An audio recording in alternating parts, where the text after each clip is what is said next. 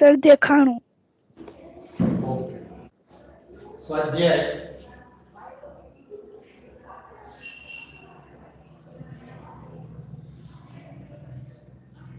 9.1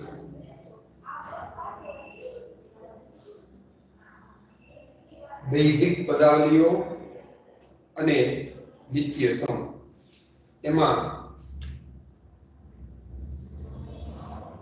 જે પહેલો પ્રશ્ન છે, પદો અને સહગુણકોને ઓળખો.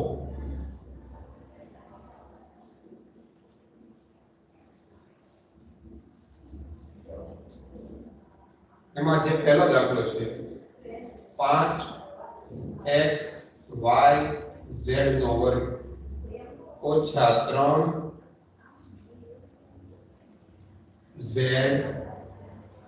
y. તો આ દાખલામાં આપણે પદ કયું છે અને સહગુણક કયું છે. બહુ સરળ છે. તો આપણે આમે લખી શકીએ આ દાખલાને, પદ અને સહગુણક.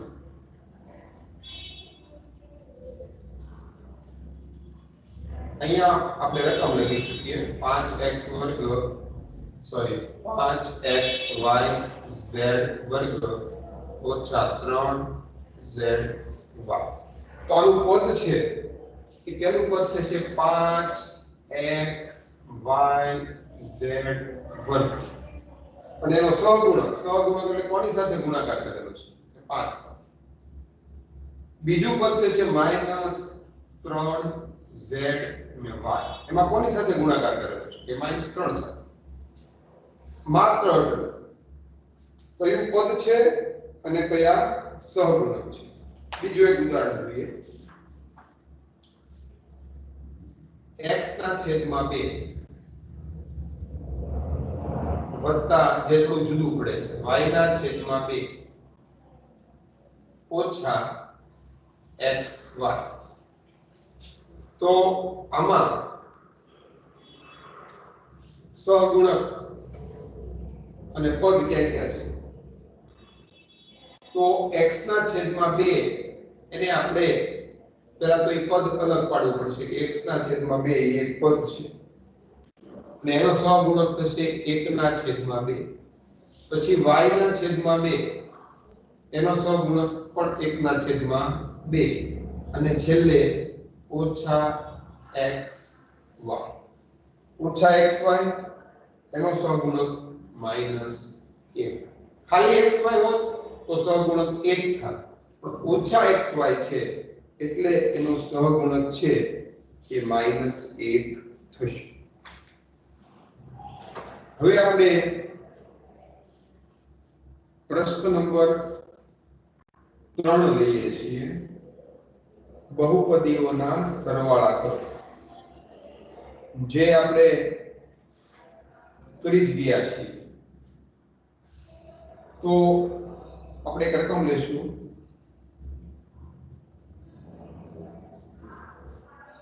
પ્રશ્ન નંબર 3, બહુપદીના સરવાળા કરો. એમાં પ્રશ્ન નંબર 2, રકમ છે a ઓછા b વત્તા ab, b ઓછા c વત્તા bc, અને ત્રીજી રકમ છે c ઓછા a વત્તા ac. તો આપણે બહુપદીઓના સરવાળા કરવાના છે. બહુ સિમ્પલ છે. આ એક પદ લેવાનું, a ઓછા b વત્તા ab. પછી અહીંયા અલ્પવિરામ છે એટલે આ નવું પદ આવ્યું. નવું પદ આવ્યું એટલે આપણે સરવાળો કરવાનો છે, સરવાળાથી જોડવાનું. ફરીવાર એનું એ પદ એમને મૂકી દેવાનું, સરવાળામાં છે. પછી અહીંયા ત્રીજું પદ આવ્યું. ત્રીજું પદ પણ સરવાળાથી જોડી દેવાનું. હવે આપણે ચેક કરવા કે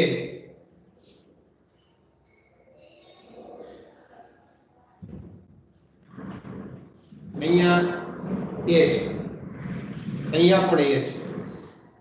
તમે જો આ પ્લસ a છે, આ માઈનસ a છે, તો વત્તે ઓછે ઓછા અને a ઓછા a થશે.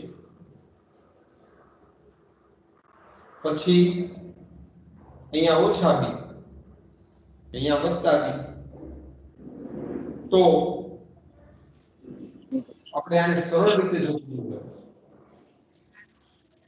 તો સરળ રીતે આ રીતે પણ કરી શકીએ કે ભાઈ એક વત્તા છે ને એક ઓછા છે, તો આપણે એને ઉડાડી દઈએ. એવી જ રીતે b ઓછા છે અને b વત્તા છે, તો એને ઉડાડી દઈએ. એવી જ રીતે c ઓછા છે અને c વત્તા છે, વત્તે ઓછે ઓછા, c માંથી c જાય તો 0. ટૂંકમાં 0 વધે, પ્લસ માઈનસ 0. કે c માંથી c જાય તો 0, a માંથી a જાય તો 0, b માંથી b જાય તો 0. એટલે આપણે આને છેકી નાખ્યા છે. હવે વધ્યું શું આપણી પાસે? a b, પછી શું વધ્યું? વત્તા bc, પછી શું વધ્યું? વત્તા c. તો આટલો બધો સરળ આ સરવાળા હોય છે. બીજો એક સરવાળાનું ઉદાહરણ જોઈએ આપણે.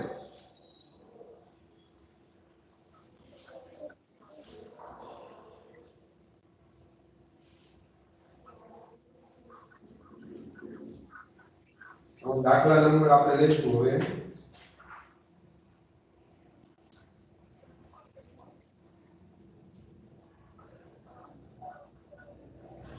દાખલા નંબર 3 2p વર્ગ q વર્ગ 2p વર્ગ q વર્ગ ઓછા 3pq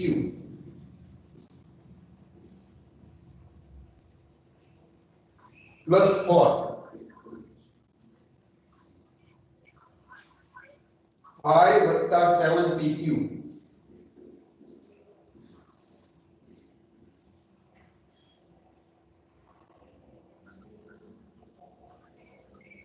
માઈનસ 3p વર્ગ q વર્ગ.